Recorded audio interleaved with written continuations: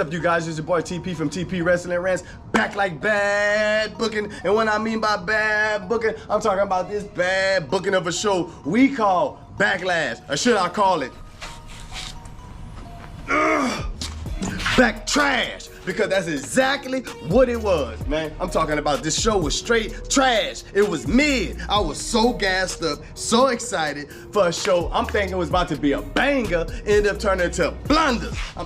And what I mean by bangers to blunders, bro, I'm talking about the show started off good, but the finishes was fucking trash. I'm talking about, excuse my French, but man, the finishes was trash. I'm talking about pathetic.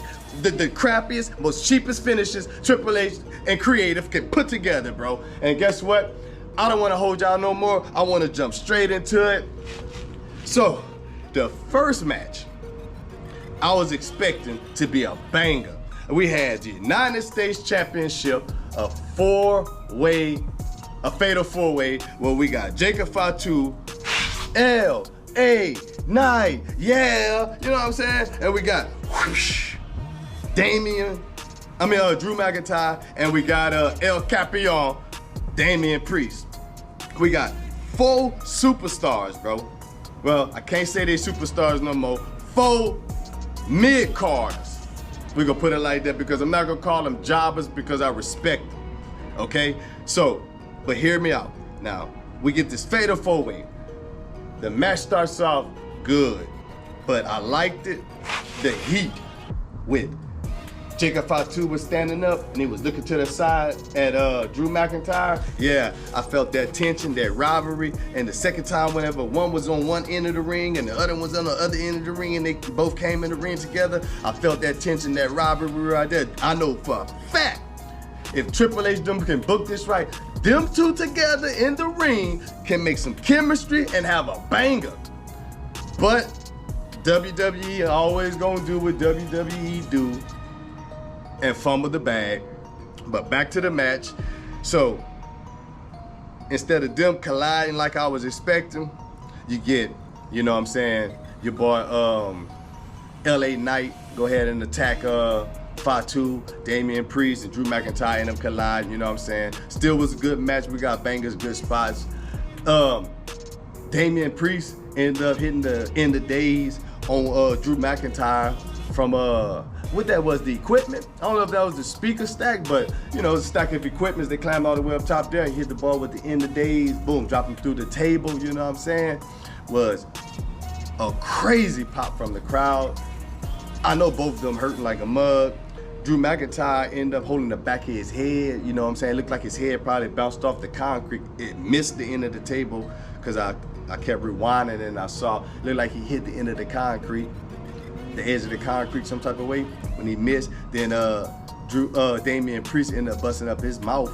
So I don't know, he probably caught a knee, maybe an elbow, something down whenever he hit the ground, but they both was hurt in that match, which caused Jacob Fatu and LA Knight, you know what I'm saying, to be one-on-one in the ring. So I'm expecting my boy LA Knight go ahead and get that title because I feel like they give it to him, they take it from, you know what I'm saying, crowd favorite, you know what I'm saying. So anyways, I'm expecting LA Knight to go ahead and take it. So here you go. Solo Sikoa comes out of nowhere, pulls Jacob Fatu off the table after LA Knight was about to hit him with that elbow. Boom, boom, boom, you know how you do, boom. You know, he's about to come with that elbow. Boom, Solo come pull Jacob Fatu off the table. LA Knight jump down, get all in Solo face, you know, what the hell you doing and all this and that, you know, running his mouth. Next thing you know, wow! My boy, a big old arm, about huge like that, can't hit my dog, yeah! Took him out, you know what I'm saying? Who this was? Some dude they said called Jeff Cobb. Arm big, it's got corn on the cob, you know what I'm saying? Never seen him nowhere, but they said, I'm gonna have to look him up. They said like he was one of the most anticipated free agency signs or something like that. So I got to see what he bringing and see what he talking about. So I really don't know much about him, but I know that that belly to belly splash that he did though on my boy LA Knight on the ring pole though, tore him up though, you know what I'm saying? But I don't know who he is. I really can't comment on him. He don't look Samoan to me. You know, he looked like he probably like from Hawaii or something, you know, but I'm gonna do more research on him. So I really don't have much to say about him. But my whole point is, it was a sloppy, stupid finish. You know what I'm saying? I don't know what's the reason Solo keep interfering in these matches, and what kind of storyline they got him going. Like, you and Fatu gonna turn on each other today, tomorrow? When the hell y'all gonna do this? Let's hurry up and get this going and get the storyline over with, because I'm kind of tired of seeing it. If you go, I'd rather Fatu just doing his own thing, his own reign. But like I say, it was a stupid finish, sloppy finish. Next up, we had Becky Lynch and the Lyra Valkyria match. To me, that was very good. You know what I'm saying? Lyra really had the opportunity to finally put on a good pay-per-view, because every match I ever seen her watching a pay-per-view, she botched it so much and it ain't been as good as always. But you know what I'm saying? That's the champ that the people chose. I was expecting Becky to win that belt, and by Becky winning that belt, it could have pushed a match with her and Bayley, which would have been a freaking banger. You know what I'm saying? Look at my boy TP right here trying to give Triple H some ideas. But if Becky would have won it, it could have put Lyra to try to go for a repeat, but Bayley interfere some type of way, have a #1 contenders match. Bayley wins it, then Bayley fights Becky Lynch at the main event Saturday. You know what I'm saying? For that pay-per-view. I think that's in about 2 weeks. That would have been pretty cool, you know. A quick little swapping of the hands, and you know, could have danced around with it since those pay-per-views was weeks apart. You know, could have just, all three of them probably could have had the belt within that time frame. Could have made something with that story, but oh well. Ended with Lyra picking up a stupid little pin after Becky done hit it with manhandle slam after manhandle slam after manhandle slam. You know what I'm saying? Come on, bro. She kicking out all that shit, but beat Becky on a simple little roll up. Come on. But like I say, start off as bangers, ended in blunders. Then we get to the Intercontinental title with Dominik Mysterio and my boy. You know what I'm saying? You know what I'm saying? Penta. You know what I'm saying? Y'all already know I can't do his walk, but y'all know what I'm talking about. My boy got that smooth walk. You know what I'm saying? If you watch my videos, y'all done seen me already post a video. But anyway, with Penta. So like I say, I already kind of knew that right there was gonna be a banger, because you got two little luchador wrestlers, you know, Mexican wrestlers, you know, whatever. So you knew that right there was gonna be a lot of high flying moves, a lot of ring jumping off the turnbuckle, you know, giving us all that good stuff that we like. Like I say, Dominik surprised me, you know what I'm saying? Because he actually put on a good little match. I laughed like hell when the crowd went crazy when Dominik hit his old lady move, man. You know what I'm saying? He tried to do he did the Oblivion. You know what I'm saying, on Penta. You know what I'm saying? Like, come on, bro. You did your old lady move and everybody sat back, thought that was like the craziest thing ever. That's crazy, but looked like he probably added that to his arsenal. He already took his dad's 619. He got the Eddie Guerrero slams. He got the frog splash. So I guess his character, he just take people moves, which is crazy. But it's cool though. It was still fun. It was cool. But on that though, here comes the Judgment Day. And I kind of see where they're going with the turn with Dominik and Finn, you know, because Finn dragging on the pin count. I mean, to hit my ball with the chair. I mean, to hit him, he decides to go get a chair, causing all type of time. And I knew by then when he wouldn't get the chair, the ref was about to catch that. So I figured at that moment they was gonna get kicked out, and Penta probably would have won. But my boy, Grande Americano, you know what I'm saying? Come in, Chad Gable, you know what I'm saying? Headbutt Penta, you know. Dom still to win. Like I say, another match that was a banger. End up being a blunder with a stupid finish, you know what I'm saying? But hey, can't complain. Then we get the Gunther and Pat McAfee. I only tuned in for that match right there because I thought my dog Goldberg was gonna show up, because I figured Gunther was gonna smash him like as usual, but I figured Goldberg was gonna show up because Gunther probably was gonna be choking the hell out of him, just like, you know what I'm saying? Like old ball, baby ball, when he was choking Tyrese, you know what I'm saying? When he was licking his head, I figured it was gonna be something like that, you know what I'm saying? Then Goldberg had to come out, which was gonna set up a match with Gunther and Goldberg for probably SummerSlam or something. That's what I predicted, but I was wrong. But like I say, it was a stupid match. The reason why that one there, I say it was semi-decent because the expectations of Goldberg, for number one, Gunther slapping him up all up, beating him up like I said, as usual. He didn't go out losing. But the blunder, the part that made it dumb and stupid, and just was the fact that after Gunther do that, he want to turn around and acknowledge Michael Cole and Pat McAfee like they somebody, bro. Like, come on, bro. They some commentators. Like, so obviously it's looking like they trying to bury my dog Gunther. I don't know, you know what I'm saying? Just, I don't know what to say. But let's talk about the highlight of the night, the main event, with my boy John Cena versus Randy Orton. Now that one there, that one was a great match. Yeah, that was a good match. I cannot lie. Because the fact that it's 25 years of chemistry, history, rivalry, working together, love-hate relationship, whatever they had, you know what I'm saying? Just built up, they knew each other. It's just the fact that I liked how when John would put him in a headlock, because that's what he said he could do, Randy would put him in a headlock. Just, they mirrored each other, man. That was a great little match, man. That was a great little match. I like when Cena tried to do his little shoulder thrust, you know how you do. You know, Randy hit him with that RKO. That was awesome. That was cool too, man. You know, they did their finishes a lot on each other. I like when Randy did that the attitude adjustment through the table on John Cena. Yeah, man. He was so powered up. He was doing that man finishes on him himself. You know what I'm saying? Then Cena with the STFU. I was going crazy on all that though. I ain't gonna lie. That's the only match I was actually talking to the TV, getting crunk, getting excited, you know what I'm saying? Especially when Cena put that boy in the STFU, because y'all already know how you do. He gonna hold it for a while, then what? He gonna break the hold and pull him back and drop it again, you know what I'm saying?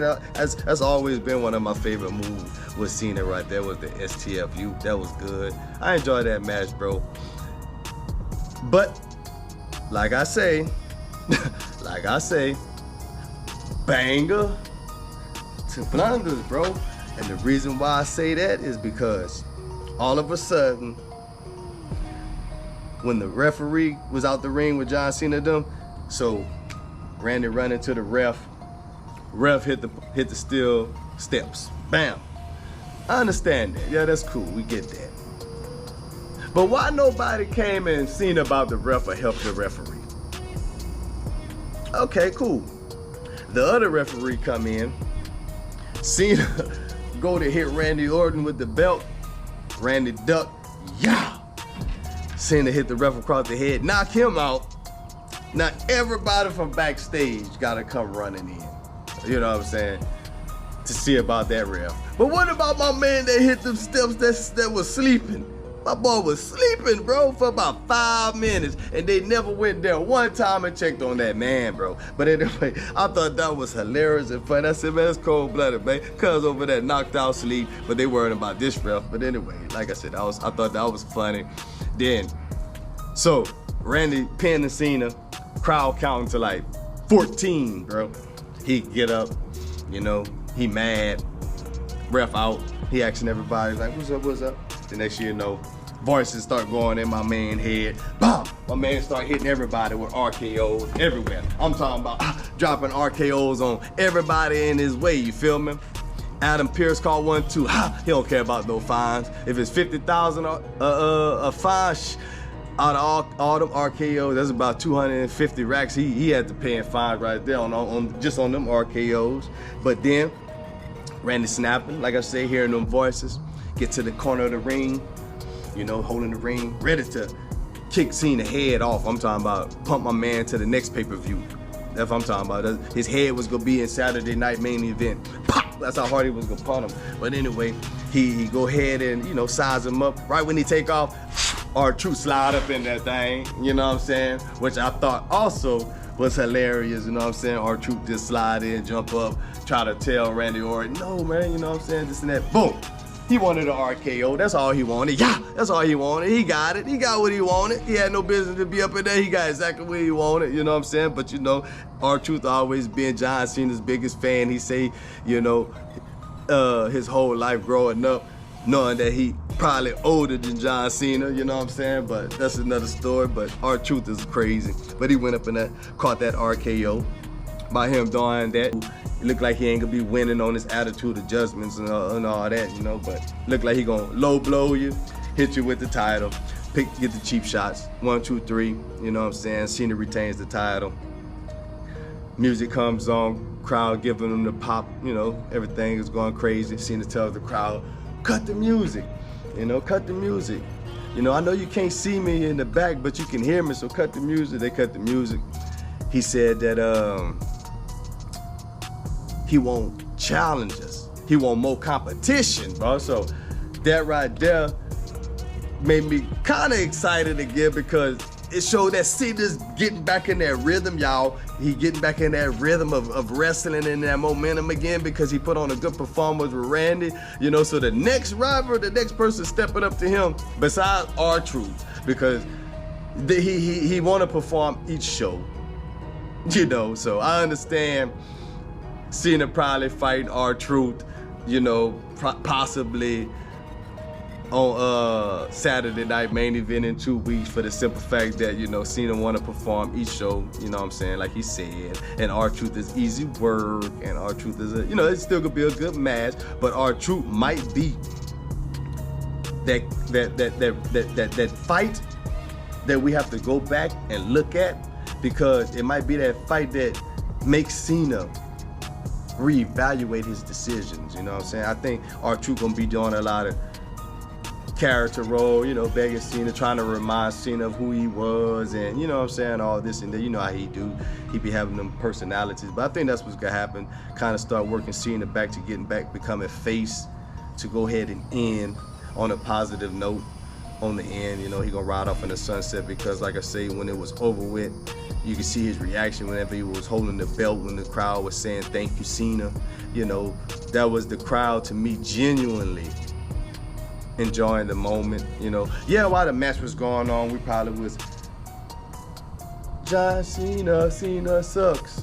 Let's go Cena, Cena sucks. You know, the little chants they do, you know what I'm saying?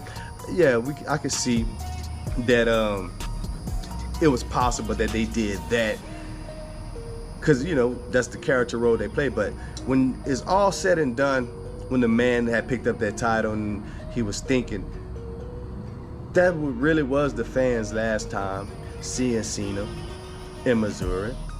That's our last time seeing Cena in a Backlash. It was a moment, you know, and I believe we all have to, you know, kind of enjoy this one last time. You know what I'm saying? But still in all, that one match still ended with a blunder, with a sloppy finish, as always, as like the rest of the matches I talked about. But it started off good, so I can't say it was.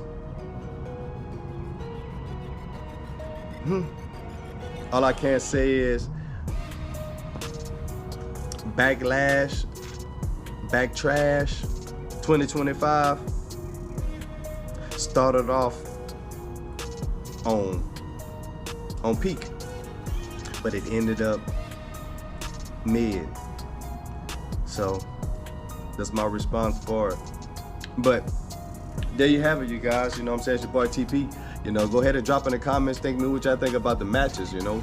Was it a banger to y'all? Because we all got different opinions, you know. Somebody out there probably was watching the match and was like, man, this thing is awesome, you know what I'm saying? So, like, let me know in the comments what y'all think, you know. Or do y'all agree? To me, it started off as a banger, but it ended like a blunder, you know. It wasn't good. So drop in the comments what y'all think about this, and continue to rock with your boy, tap in with your boy, man. I enjoy talking with y'all, ranting with y'all. It's getting a little dark behind me, but I'm about to head back and go ahead and get ready for another video. So it's your boy TP from TP Wrestling Rants. To the next one, peace.